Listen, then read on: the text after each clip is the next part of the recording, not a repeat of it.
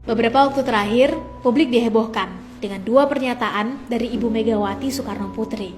Pernyataan pertama adalah pernyataan bahwa kota Jakarta kini menjadi amburadul dan harusnya bisa menjadi city of intellect. Di sisi lain, beliau memuji pencapaian kota Semarang, Solo, dan Surabaya.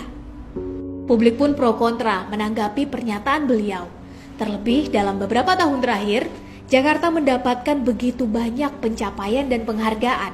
Apakah pernyataan beliau ini pernyataan politis? Tentu di antara kita tidak ada yang tahu persis. Pernyataan menghebohkan beliau yang kedua adalah tatkala beliau meminta agar Pak Jokowi tidak terlalu memanjakan generasi milenial. Lebih lanjut, Ibu Mega juga mempertanyakan, apa sih sumbangsih generasi muda atau milenial kepada bangsa dan negara ini? Masa hanya demo saja dan merusak? Begitu kurang lebih pernyataan beliau. Apa sumbangsi kalian ya bangsa dan negara ini? Masa hanya demo aja? Nah, bagi kita generasi muda, mendapatkan pertanyaan bernada menyaksikan seperti itu tentu merasa aneh. Kenapa merasa aneh? Ya, karena pertanyaan seperti itu dirasa kurang tepat, cenderung angkuh dan kurang bijak. Kenapa dibilang kurang tepat dan kurang bijak? Ya, karena generasi muda atau junior itu cocoknya ditanya apa cita-cita kamu nak untuk kebaikan negara ini ke depan? Apa yang akan kamu berikan dan apa yang sudah kamu persiapkan? Lebih cocok lagi apabila ditambahi dengan pertanyaan, apa yang kami generasi senior ini bisa bantu demi terwujud dan tercapainya cita-cita mulia kalian itu? Tentu jauh lebih bijak apabila itu yang ditanyakan. Lalu, kenapa pertanyaannya harus apa yang akan dan bukan apa yang sudah? Ya, karena generasi muda atau milenial rata-rata belum mendapatkan banyak kesempatan untuk bisa mengabdi menjadi pemimpin atau pengambil kebijakan di negeri ini. Beda halnya dengan para generasi senior yang sudah lebih dulu berkesempatan untuk mengabdi menjadi para pemimpin dan pengambil kebijakan di negeri ini, seperti halnya Ibu Megawati sendiri. Sehingga pertanyaan apa yang sudah diberikan kepada bangsa dan negara itu menjadi tepat untuk mereka. Seniorlah yang seharusnya ditanya, sudah melakukan apa untuk bangsa dan negara ketika dahulu berkesempatan untuk mengabdi kepada negeri ini? Adakah sudah berhasil membuat utang negara kita semakin mengecil setelahnya, atau justru sebaliknya? Adakah sudah berhasil membuat banyak aset kita yang lepas atau dikelola oleh asing itu kita amankan, kuasai, atau di-buyback kembali, atau justru sebaliknya, dan lain-lain? Kepada seniorlah seharusnya pertanyaan-pertanyaan itu kita lontarkan. Oleh karena itu, untuk mengakhiri video ini, saya ingin mengajak kepada Ibu Megawati dan para senior semua untuk tidak perlu mengecilkan sumbangsi generasi muda. Lebih baik rangkul dan tuntunlah generasi muda dengan contoh yang nyata. Bagaimana seharusnya mengabdi yang baik dan benar kepada negara itu. Karena apabila itu yang dilakukan, tentu akan jauh lebih berefek, elok, dan bijaksana. Semangat selalu, wahai generasi muda.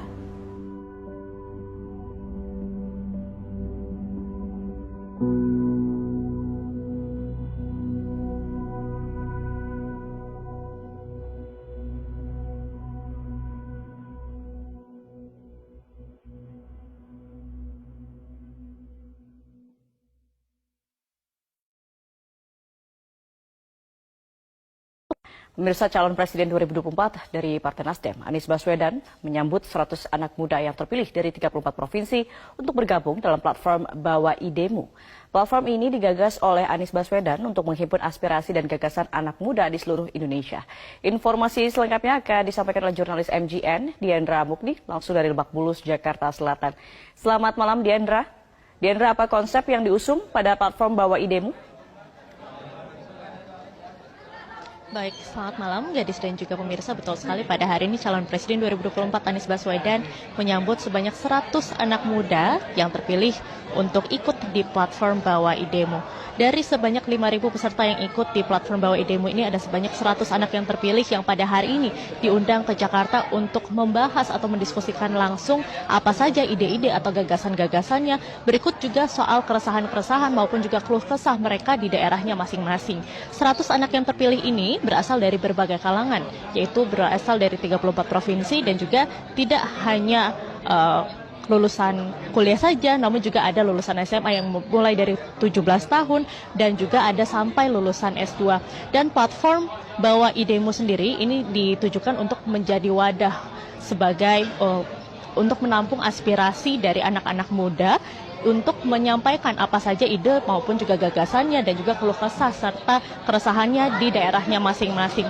Dan keluh kesah atau keresahannya masing-masing itu selanjutnya disampaikan oleh kepada Anies Baswedan pada hari ini, yang mana tadi juga sudah sempat didiskusikan beberapa diskusi atau beberapa gagasan-gagasan yang disampaikan oleh beberapa anak muda yang hadir pada hari ini. Begitu, Gadis. Ya, menarik sekali, Diandra. Lalu apa gagasan yang disampaikan anak muda kepada Anies Baswedan dalam platform ini?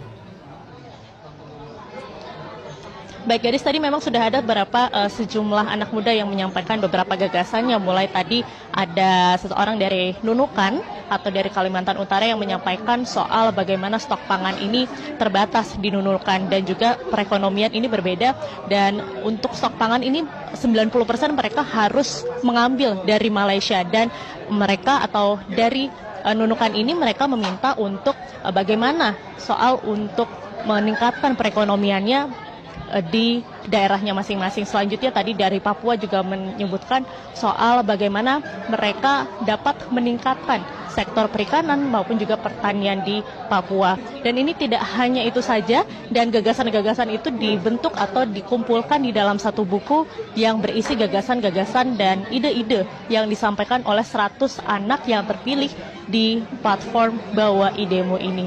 Dan diharapkan dengan adanya platform Bawa Idemu ini, Anies Baswedan mengharapkan bahwa anak muda ini dapat terus berkolaborasi maupun juga berpartisipasi untuk kemajuan bangsa Indonesia. Demikian, Gadis, yang dapat saya sampaikan. Kembali ke studio.